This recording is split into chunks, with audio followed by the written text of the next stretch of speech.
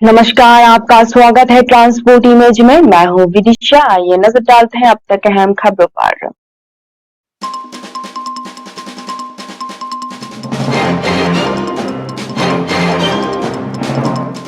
सुक्कू आज संभालेंगे हिमाचल प्रदेश की कमान।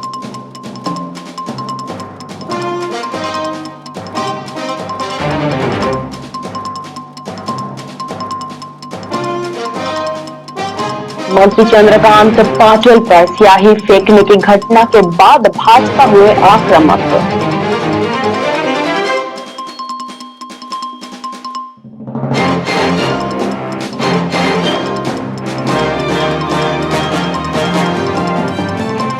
सर्वाधिक आभा आईडी बनाने में मध्य प्रदेश पुरस्कृत।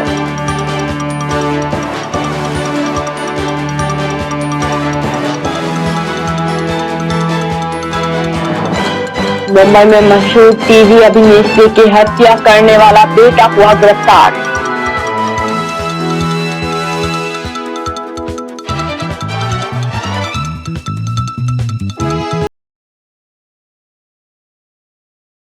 आइए जानते हैं खबरें विस्तार से। कांग्रेस के वरिष्ठ नेता सुखविंदर सिंह सुक्खू हिमाचल प्रदेश के नए मुख्यमंत्री के तौर पर रविवार को शपथ लेंगे। शपथ ग्रहण समारोह राजभवन में आयोजित किए जाने की संभावना है। उनके साथ मुकेश अग्निहोत्री उप मुख्यमंत्री पद की शपथ लेंगे। विधानसभा चुनाव में जीत के बाद से कांग्रेस पार्टी में सीएम पद को लेकर खींचातानी चल रही थी। तमाम तरह के दावों और प्रतिदावों के बीच पार्टी हाईकमान ने सुखविंदर को मुख्यमंत्री बनाने का फैसला किया। बाद में हिमाचल प्रदेश में 6 बार मुख्यमंत्री रहे वीरभद्र सिंह के परिवार को दरकिनार करते हुए पार्टी ने सुखविंदर सिंह सुक्खू पर ही भरोसा जताया। घोषणा से पहले वीरभद्र सिंह की पत्नी व प्रतिभा सिंह की ओर से कई बयान सामने आए थे। मुख्यमंत्री पद के लिए नाम तय होने के बाद सुखविंदर सिंह सुक्खू ने गांधी परिवार के प्रति आभार व्यक्त किया है। सुक्खू ने कहा कि वो बहुत खुश है कि समन्वय परिवार से ताल्लुक रखने के बावजूद वो हिमाचल प्रदेश के मुख्यमंत्री बनने जा रहे हैं। उन्होंने कहा, मैं बहुत खुश हूं कि एक सामान्य परिवार से होने के बावजूद मैं मुख्यमंत्री बनने जा रहा हूं। ये मौका देने के लिए मैं कांग्रेस पार्टी और गांधी परिवार को धन्यवाद देता हूं। मेरी मां ने मुझे राजनीति में जाने से कभी नहीं रोका। आज मैं यहाँ उनके आशीर्वाद से ही पहुंचा हूं। प्रतिभा सिंह के असंतुष्ट होने के सवाल पर सुक्खू ने कहा कि ऐसा कोई बात नहीं है। बता दें कि इससे पहले प्रतिभा सिंह के समर्थकों ने उन्हें मुख्यमंत्री बनाने के पक्ष में नाराजगी जाहिर की थी।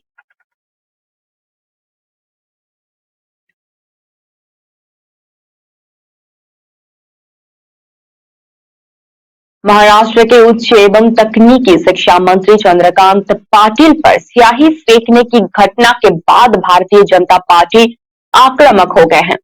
भाजपा नेता और उप मुख्यमंत्री देवेंद्र फडणवीस ने कहा कि जब चंद्रकांत दादा पाटिल ने अपने वक्तव्य पर माफी मांग लिया तो उन पर स्याही फेंकना अनुचित है। भाजपा प्रवक्ता राम कदम ने कहा कि हमारे कार्यकर्ता मैदान में उतरने के लिए तैयार हैं। इस तरह की प्रवृत्ति को किसी भी कीमत पर बर्दाश्त नहीं की जाएगी। उप मुख्यमंत्री देवेंद्र फडणवीस ने कहा कि चंद्रकांत दादा पाटिल के बयान में अगर एक शब्द इधर उधर हो गया तो इस पर इतना उपद्रव करने की जरूरत नहीं है। मीडिया को भी इसका ध्यान रखना चाहिए। चंद्रकांत दादा ने इस तरह के बयान के बाद खुलासा करते हुए माफी भी मांगी। इसके बाद उन पर स्याही फेंकने की घटना निंदनीय है। भाजपा प्रवक्ता राम कदम ने कहा, चंद्रकांत दादा पाटिल ने अनायास टारगेट किया जा रहा है। भाजपा कार्यकर्ता चंद्रकांत दादा पाटिल को टारगेट करने के वालों के घर में घुसकर जवाब देने के लिए तैयार है। इस बात का ध्यान विपक्ष को रखना चाहिए। दरअसल चंद्रकांत दादा पाटिल ने औरंगाबाद में एक कार्यक्रम में कहा कि डॉक्टर बाबा साहेब अम्बेडकर, भाऊ साहेब पाटिल, महात्मा फूले जैसे महापुरुषों ने लोगों से भीख मांगकर शिक्षण संस्थाओं का निर्माण किया था। पाटिल के इस बयान के बाद महाराष्ट्र के लोगों की जन भावनाओं पर आहत पहुंचा और आज पुणे स्थित पिंपरी में चंद्रकांत पाटिल पर स्याही फेंकी गई।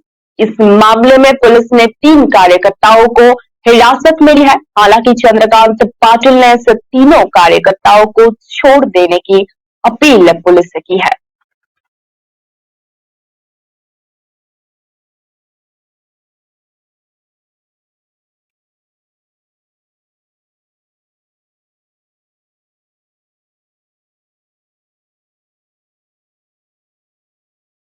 मध्य प्रदेश को आयुष्मान भारत में सर्वाधिक आभा आईडी बनाने के लिए द्वितीय पुरस्कार प्राप्त हुआ है। वाराणसी उत्तर प्रदेश में शनिवार को आयोजित अंतर्राष्ट्रीय सार्वभौमिक स्वास्थ्य कवरेज दिवस पर राज्यपाल आनंदीबेन पटेल, केंद्रीय लोक स्वास्थ्य एवं परिवार कल्याण मंत्री मनसुख मांडविया और मध्य प्रदेश के स्वास्थ्य मंत्री डॉक्टर प्रभुराम चौधरी की उपस्थिति में ये पुरस्कार दिए गए।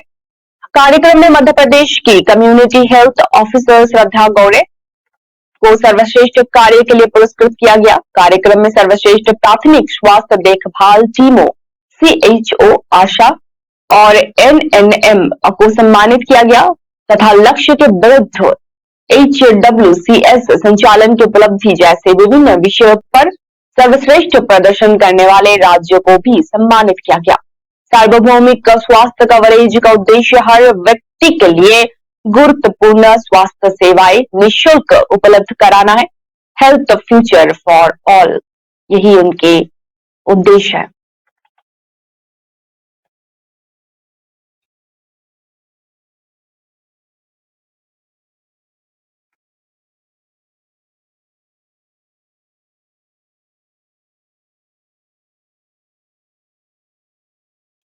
मुंबई में मशहूर टीवी अभिनेत्री बीना कपूर की हत्या उनके बेटे सचिन कपूर ने कर दी और बाद में बीना का शव उनके आवास पर स्थित फ्रिज में रखा।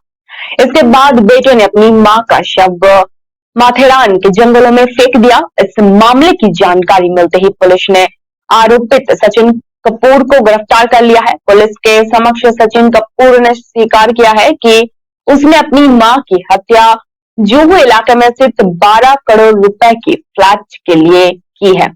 ये जानकारी बीना कपूर के साथ काम करने वाली फिल्म अभिनेत्री नीतू कोहली ने सोशल मीडिया पर दी है।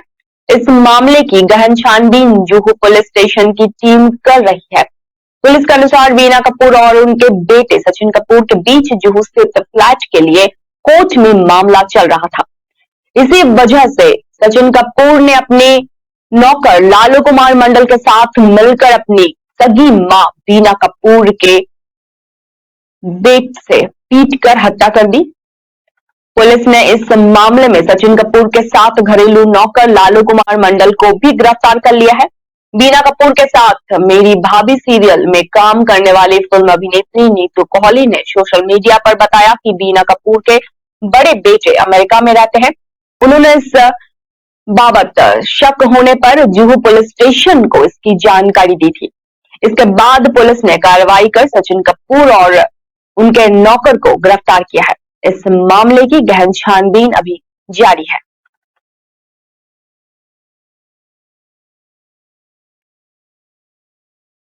इंदौर महापौर पुष्यमित्र भार्गव ने शनिवार शाम को भोपाल प्रवास के दौरान मुख्यमंत्री निवास कार्यालय पहुंचकर मुख्यमंत्री शिवराज सिंह चौहान से भेंट की। इस दौरान उन्होंने मुख्यमंत्री को IMC green band public issue जारी करने संबंधित जानकारी दी। भार्गव ने बताया कि किसी भी नगरीय निकाय द्वारा जारी ये बॉन्ड देश का प्रथम ग्रीन बॉन्ड होगा। मुख्यमंत्री चौहान को बताया गया कि वर्तमान में लगभग 25 करोड़ रुपए प्रति माह विद्युत पर, पेयजल, पंपिंग और आपूर्ति पर नगर निगम इंदौर द्वारा खर्च किए जाते हैं। इसे कम करने के लिए इंदौर नगर निगम द्वारा लगभग 305 करोड़ रुपए की लागत से जलद पंपिंग स्टेशन पर 60 मेगावाट का सोलर प्रोजेक्ट लगाया जा रहा है। ये बॉन्ड लगभग 8.25% की दर से जारी किए जाएंगे। ये एक ग्रीन प्रोजेक्ट है जिसकी लागत की पूर्ति ग्रीन बॉन्ड इशू कर रही है। इसे पब्लिक इशू से किया जाना प्रस्तावित है। भार्गव ने बताया कि प्रस्तावित बॉन्ड के लिए इंडिया रेटिंग द्वारा AA प्लस और केयर रेटिंग द्वारा AA रेटिंग दी गई है, जो इस श्रेणी में सर्वोत्तम मानी जाती है। केंद्रीय आवास और शहरी मामले के मंत्रालय से 20 करोड़ रुपए ब्याज अनुदान प्राप्त होगा, जो लगभग 1.5% होता है। प्रस्तावित सोलर प्रोजेक्ट कार्बन मैकेनिज्म में भी पंजीकृत है, जिससे निगम को लगभग 84 लाख रुपए वार्षिक की अतिरिक्त आय भी होगी।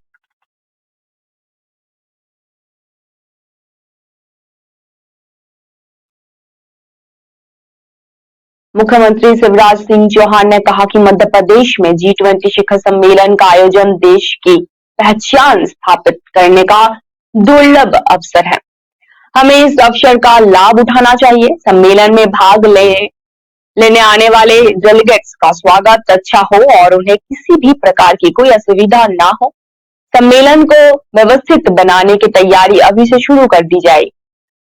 उन्होंने प्रभारी मंत्रियों को आवश्यक दिशा निर्देश दिए हैं। मुख्यमंत्री ने अधिकारियों से केन घड़ियाल केंद्र का भ्रमण कराने और उनके संबंध में निर्देश देते हुए कहा कि इस स्थानों पर आवश्यक व्यवस्थाएं पूरी कर ली जाए। उन्होंने कहा कि यातायात और ठहरने की व्यवस्था अच्छी हो। प्रदेश की छवि अच्छी बनाए रखने के लिए भरपूर कोशिश किया जा रहा है। हथकरघा की प्रदर्शनी भी लगाई जाएगी। मुख्यमंत्री ने कहा कि आयोजन की ब्रांडिंग अंतर्राष्ट्रीय स्तर की होगी। प्रचार प्रसार के लिए G20 के सचिवालय के संपर्क में रहे। कोई ऐसा थीम तैयार करे जिसकी G20 देशों में ब्रांडिंग हो सके। कार्यक्रम के बाद डेलीगेट्स को मधु स्मृतियां भी भेंट करने की तैयारी कर रहे हैं। मुख्यमंत्री ने कहा कि मुख्य सचिव की अध्यक्षता में अधिकारियों की टीम गठित की जाएगी। एक टीम मंत्रियों की भी रहेगी, जो आयोजन की व्यवस्थाओं की देखभाल करेंगे।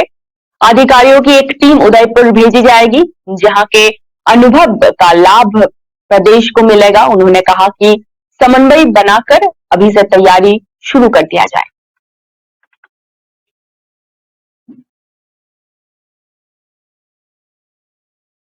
राष्ट्रीय स्वयंसेवक संघ के सरकार दत्तात्रेय होसबले ने कहा अपने खांडवा प्रवास के दूसरे दिन शनिवार को खांडवा विभाग के मंडल तथा बस्ती स्तर के कार्यकर्ताओं से संवाद किया। समाज का समग्र में चिंतन करने की आवश्यकता बताते हुए होसबले ने कहा कि समाज के प्रत्येक व्यक्ति के कष्ट को अपना कष्ट मानकर उसके समाधान के लिए प्रयत्न करना चाहिए। उन्होंने कहा कि समस्या आने पर हल ढूंढने से अच्छा है पूर्व में ही ग्राम और बस्ती के लोग सामूहिक विचार करें, जिससे समस्या ही ना हो। सामूहिक विचार चिंतन मंथन से समाज सक्रिय होगा और समस्या उत्पन्न ही नहीं होगा। बस्ती मंडल स्तर पर समाजजनों के साथ हर माह बैठने, सामूहिक चिंतन व सक्रियता से कार्य करने से समस्याएं भी उत्पन्न नहीं होंगी। इन बैठकों में सेवा, सुरक्षा, संस्कार, समरसता, परिवार प्रबंधन, पर्यावरण और स्वास्थ्य के विषय पर चर्चा होनी चाहिए। वर्ष में एक बार ग्रामोत्सव होना चाहिए। संपूर्ण ग्राम का विचार, सहभाग, सम्मान और आनंद से समाज जीवन पुष्ट हो। दत्तात्रेय ने कहा कि जल, जंगल, जमीन, जानवर का संरक्षण ही प्रकृति एवं पर्यावरण संरक्षण का आधार है। इसलिए इससे लिए प्रयास करना जरूरी है। सामाजिक भेदभाव को समाप्त करने में स्वयंसेवकों की महत्वपूर्ण भूमिका होनी चाहिए। समाज जागरण से जातिगत भेदभाव को समाप्त किया जा सकता है। समाज जागरण से ही जाति वर्ग भेद समाप्त होकर एक साथ मिलकर काम कर पाएंगे। प्रत्येक नागरिक में भारतवर्ष के प्रति आदर और सम्मान का भाव जागरण ही विश्व में हमारी पहचान बनाएगा। 2 श्रेणी में हुए बैठकों में खांडवा विभाग की 96 बस्तियों व 117 मंडलों से आए 2300 से अधिक कार्यकर्ताओं ने इसमें भाग लिया। कार्यक्रम के समापन के बाद दत्तात्रेय होसबले रेल मार्ग से भोपाल के लिए रवाना हुए।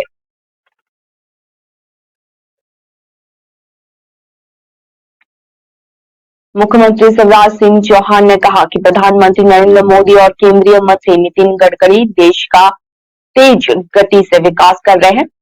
आज का दिन विंध्य की धरती के लिए ऐतिहासिक है।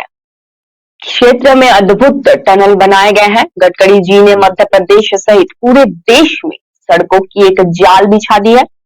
उन्होंने विकास में धन की बिल्कुल कमी नहीं आने दी। मध्य प्रदेश की सड़कें इतनी अच्छी बन गई है कि आज हमारे मंत्री भोपाल भार्गव सागर से 100 साढ़े 3 घंटे में रीवा आ गए। मुख्यमंत्री चौहान केंद्रीय परिवहन मंत्री गडकरी की मौजूदगी में शनिवार को बरसेटा रीवा में आयोजित सड़क परियोजनाओं के लिए लोकार्पण कार्यक्रम को संबोधित कर रहे थे। समारोह में केंद्रीय मंत्री गडकरी ने 2443.89 करोड़ की लागत की कुल 204.81 किलोमीटर लंबी 7 सड़क परियोजनाओं का लोकार्पण व शिलान्यास किया।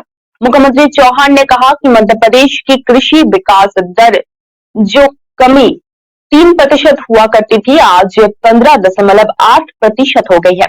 सिंचाई क्षमता में निरंतर वृद्धि हो रही है। सड़क परिवहन व्यवस्था उत्कृष्ट हो गई है। उन्होंने कहा कि विंध्य के एक एक इंच जमीन में सिंचाई की व्यवस्था की जाएगी। उन्होंने नर्मदा परिक्रमा पथ सहित प्रदेश के लिए कई मार्गों के निर्माण की मांग केंद्रीय मंत्री नितिन गडकरी के समक्ष रखी। गडकरी ने सभी मार्गों को पूरा किया जाने का आश्वासन दिया। अत्याधुनिक रीवा सीधी टनल भारत की सबसे चौड़ी और मध्य प्रदेश की सबसे लंबी टनल है। इसके बनने से 30-35 मिनट लंबा टनल 5 मिनट का रह जाएगा। इससे क्षेत्र का आर्थिक, सामाजिक और औद्योगिक विकास गति पकड़ेगा।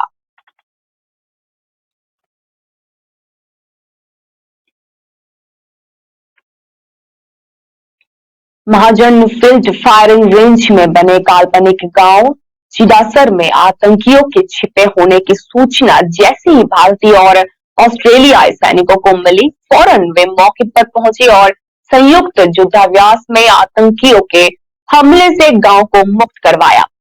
28 नवंबर से चल रहे ऑस्ट्रेलिया और भारत के संयुक्त युद्धाभ्यास एस्ट्रो हिंद में जवान हेलीकॉप्टर में सवार होकर मौके पर पहुंचे और दुश्मनों को ढूंढ निकाला। एक जोरदार तेज बम धमाके की आवाज के साथ दरवाजा टूटा और गोलियां चलने लगी।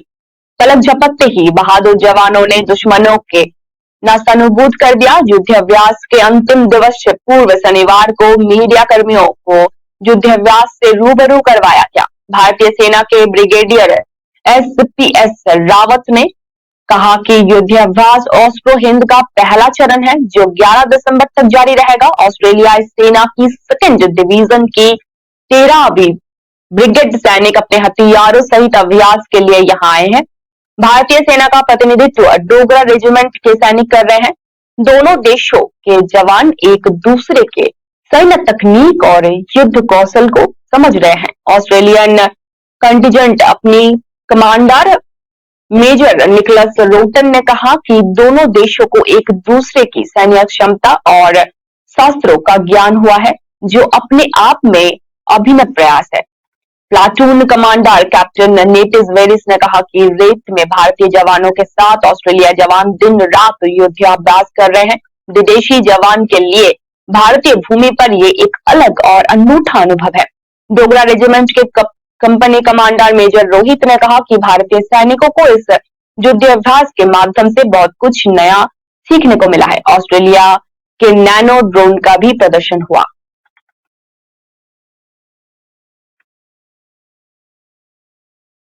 केंद्रीय महिला एवं बाल विकास मंत्री स्मृति ईरानी ने शनिवार को कहा कि सरकार ने निर्भया फंड की मदद से देश में 1000 से अधिक फास्ट ट्रैक कोर्ट स्थापित किए हैं।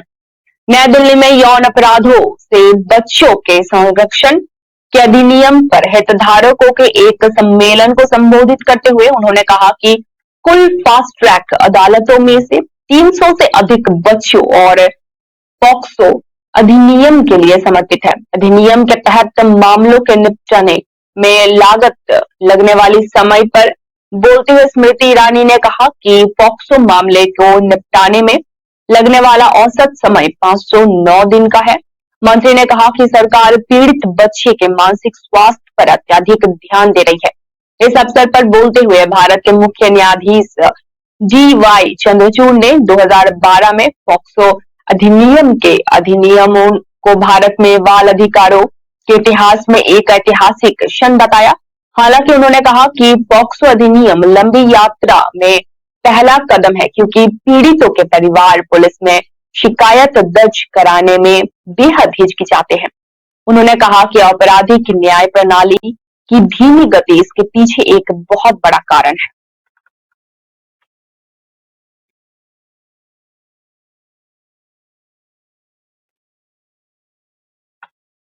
मराठी फिल्म इंडस्ट्री से एक दुख भरी खबर सामने आ रही है। प्रसिद्ध मराठी लावणी सिंगर सुलोचना चौहान का उम्र संबंधी बीमारियों के कारण 10 दिसंबर को मुंबई में निधन हो गया। पद्मश्री विजेता सुलोचना ने 92 वर्ष की उम्र में अंतिम सांस ली। मशहूर गायक मशहूर गायिका के निधन की जानकारी उनके परिवार ने साझा की है। गायिका के निधन पर महाराष्ट्र के मुख्यमंत्री से लेकर प्रधानमंत्री मोदी तक ने शोक जताया है। सुलोचना चौहान के बेटे और ढोलकी वादक विजय चौहान ने मीडिया संस्थान को जानकारी देते हुए बताया कि गायिका ने दक्षिण मुंबई स्थित अपने आवास पर अंतिम सांस ली। लावनी समददानी यानी लावनी स्क्रीन के रूप में जाने वाली सुलोचना चौहान इस पारंपरिक महाराष्ट्रीय संगीत शैली की सबसे प्रसिद्ध गायिकाओं में से एक थी। उन्हें संगीत को दिए उनके योगदान के लिए पद्मश्री से भी नवाजा गया था। मराठी सिंगर के निधन की खबर सुन सारा संगीत जगत सदमे में आ गया था। बड़े बड़े स्टार्स उनके निधन पर शोक व्यक्त किए। महाराष्ट्र के मुख्यमंत्री एकनाथ शिंदे और राज्यपाल भगत सिंह कोश्यारी ने भी सुलोचना चौहान के निधन पर शोक व्यक्त किया। मुख्यमंत्री शिंदे ने अपने शोक संदेश में कहा, सुलोचना चौहान के निधन से लावनी लोक कला और संगीत के क्षेत्र में एक शून्य पैदा हो गया है। विधानसभा में विपक्ष के नेता अजीत पवार ने भी दिवंगत गायिका को श्रद्धांजलि दी। देश के प्रधानमंत्री नरेंद्र मोदी ने दुख व्यक्त करते हुए कहा कि सुलोचना चौहान को महाराष्ट्र संस्कृति, विशेषकर लावनी को बढ़ावा देने में उनकी महत्वपूर्ण भूमिका के लिए हमेशा याद किया जाएगा।